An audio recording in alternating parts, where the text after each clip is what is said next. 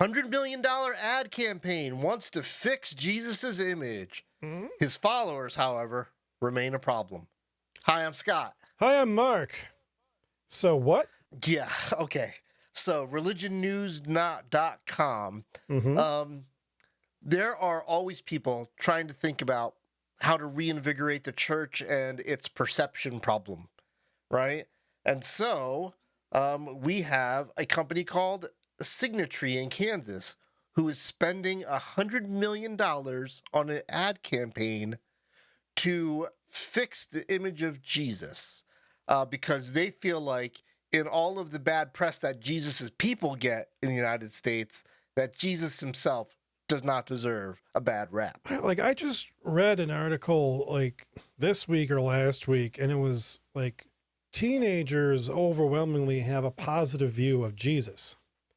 Right. They just don't like Christians. So yes, absolutely. I feel like this ad campaign could be missing the mark by a lot.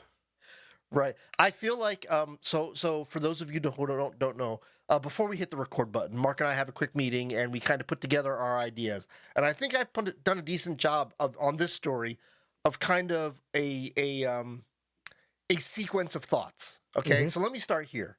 One of my big beefs with all churches is the illusion of doing something while really doing nothing at all the while convincing you that you should invest your money in that thing they're pretending to do. Yeah. You know what I mean? So this feels a lot like this because $100 million just doesn't come out of nowhere, right? Somebody puts up that money, you know? So here's $100 million to do what? On an ad campaign. To do what? To fix the image of Jesus. But who has a problem with Jesus? Just like you said. Nobody. Absolutely nobody. Nobody hates Jesus. We all love Jesus. You know, he hung on a cross because he wanted to save all of humanity. Who doesn't like that? You know? I mean, real weirdos, I guess. You know, I mean, the meanest thing he said is like, you know, don't steal money from people when you're at the church. When you're at the temple itself, you know, try not to be a schmuck. Yeah, he did call up, some, Pharisees a brood of vipers. That's true. And he did call one of his own friends, like he did do like that whole like get thee behind me Satan thing, you know, kind of being a little mean, but kind of being funny. Like in my personal opinion, he was making a joke there. You know, get behind me, Satan. Yeah, like and I feel, I'm sorry, I just get this image of Jesus cleansing the temple, but singing like a Mary Poppins kind of a song as he's like flailing people with a whip that he just made by hand. Yeah. Okay, so I think we have churches doing what churches, or Christians doing what Christians always do. Yeah. Saying they're doing one thing, not doing anything at all, and collecting money. Lots and lots and lots of it. Okay? Okay. But here's the thing. As well-intentioned as this particular group called Signatree is, the medicine is worse than the disease, right? So from the outsider looking in, it's Christians doing all the things that we hate Christians doing, which is collecting unfathomable amounts of money for no real purpose of any kind. It's like if I was prescribed a medication by my doctor that was $12,000 a dose, and it was a placebo. Exactly.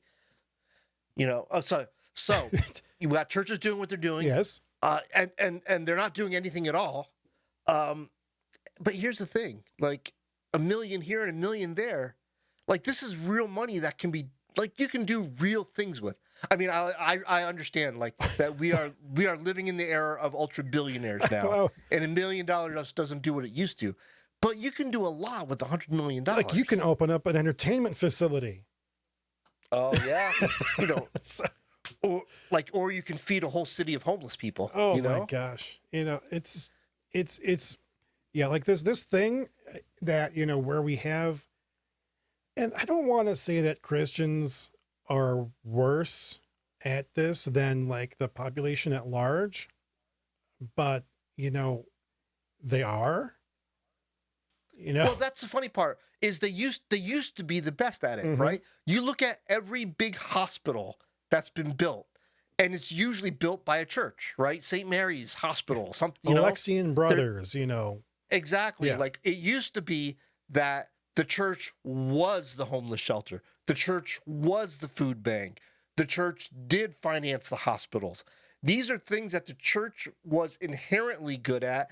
And quite frankly, back in the day, it was the one thing that nobody else knew how to do. And the church was exceptional at doing, Yeah, but it's just like the worst thing. Like, I mean, aside from like the money being diverted to try to rehabilitate Jesus's image, Yeah. like it's like, okay, if you don't understand who Jesus is, okay, let's say that we have to like rehabilitate Gandhi's image, or the Buddha's image. Sure. It's like, it's just kind of beyond the pale to say that like, oh, they're the problem. Like, no, Christians are the problem, and no $100 million is nothing is going to make Christians be like Christ. Yeah. And that's like, it hurts to say that. I mean, unless you're going to like put that $100 million in a bag that I can hit other Christians with when they're not being Jesus enough. And then they can hit me because I'm not being Jesus enough when I hit them with it. Right. It's like you're putting a bandage on a wound that doesn't exist on my left arm when you haven't dealt with the fact that I've got a broken right leg. Right. It's kind of what it feels like is going on here. Oh. But here, ultimately, when I looked into it, it seems like Signatry, based out of Kansas, it's basically a Ponzi scheme. Because why not? Course, well, like there's this whole market of people who call themselves financial gurus, financial advisors, financial counselors, right? Or yeah, and they'll talk to you about some kind of title that lets them skirt the regulation of actually having a license. Right. And so they'll talk to you about any company has a focus, but this company here, they'll do anything. You want to talk about taxes? We'll talk about taxes. You want to talk about retirements? We'll talk about retirements. If you want to talk about giving, we'll talk about giving. And all, like they'll talk about anything related to money. But here's the thing, like if they're willing to spend the money, $100 million of people's donated money on an ad campaign, how much money did they actually take in? And I'm willing to bet it's several magnitudes of hundreds of millions of dollars more. I would be shocked if this were anything above like a couple of %. Right. Yeah. So there are people all over the country who just, well, first of all, they're like, oh yeah, this is a great idea. Let's do an ad campaign to rehabilitate Jesus. And so everybody's sending in their money and it's building up in the bank account, and $100 million goes to something that has the illusion of being meaningfully impactful to the kingdom, which is really just smoke and mirrors. Yeah. I mean, like if they were making $100 million ad campaign to basically call out Christians for not being like Jesus, I would be fully on board with this. I mean, I'd be giving them money, but like, yes, please do my podcast on a national ad campaign. Amazeballs. Right. I think one of the themes that you and I come back to is kind of like how weird it is that the church has basically become self-help, right? It's become the self-help section of the bookstore library, right? And so like I went to the company's LinkedIn profile. We serve our donors through innovative giving solutions and education. We equip advisors for biblical conversations around stewardship, and we strengthen ministries by building relationships and helping to supply what they need to thrive. And so you read that whole thing, and that's a lot of words that add up to a paragraph, and I still can't decipher if they do anything of actual value. Oh, no. So there's this piece of classical music which everybody has heard. And it's called Bolero. Yeah, it's going da da da da da da da da da da da da, all that thing, right? Everybody has heard this. The composer has referred to his own thing as 17 minutes of orchestra without music. And I like, that's what I think of here. It's like when I hear like, we have innovative giving solutions, blah, blah, blah. Yes. Oh, would that Yes. like you're saying a whole lot of things without any actual meaning having been communicated. Or Right. what you're communicating is that your innovative giving solutions are for people to get tax write-offs, and you find Yeah. creative ways to channel their money back to them without them having to pay taxes. So it seems like a tax evasion scheme. Right. Because you know what Jesus said right after he said, love God and love one another? Thou shalt What Ponzi Jesus- scheme people. Right. He said, then work on your innovative giving solutions. Yes. That was the third commandment. That's After going to be love God, love in one the another. updated NIV. Yes. Yes, that's like the third line of the Beatitudes. That's how it reads Like, now. And I'm going to quote, I hope everybody out there is a fan of the Indigo Girls. Oh my. They gave an interview once talking about like some of their sad songs, and like, well, you have to laugh at yourself because you'd cry your eyes out if you didn't. And that's kind of where I am with this story.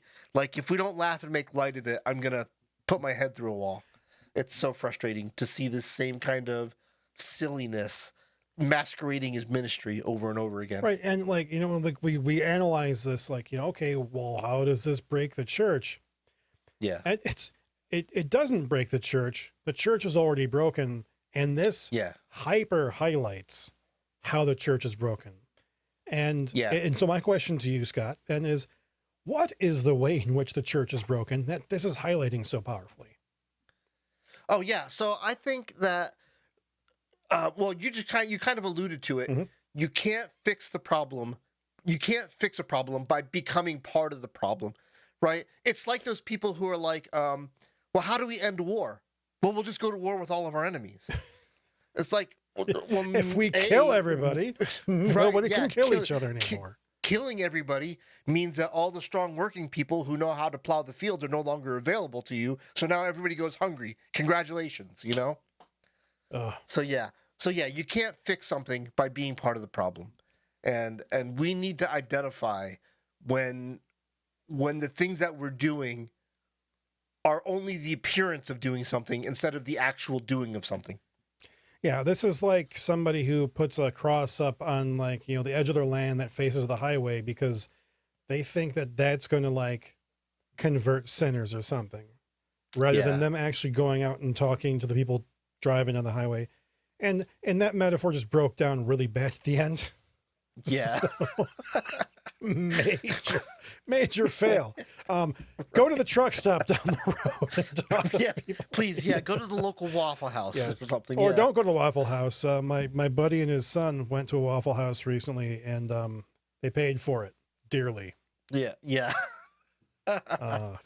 All right. So on that note, this is Church is Lame, and we talk about how to fix the church by talking about the crazy things that churches do that break the entire body, and which this is an excellent example of. So leave us a comment and let us know how you feel about this. Do you think more money is the answer? Do you think advertising campaigns are the answer? Or do you think that churches need to do the things that God created the church to do? Feed the hungry, house the homeless, clothe the naked, have a little bit of love and compassion for everybody else once in a while. Let us know what you think. And, do all those other things. Hit like buttons and subscribe buttons, or hit dislikes if you don't like us. And if you really want to rail off on us in long form, Churches Lane Podcast at gmail.com is there for you. Yeah. And with that, accept Aaron's innovative blessing solution. May the Lord bless you and keep you. May he make his face to shine upon you and be gracious to you. May the Lord lift his countenance upon you and give you peace. Amen.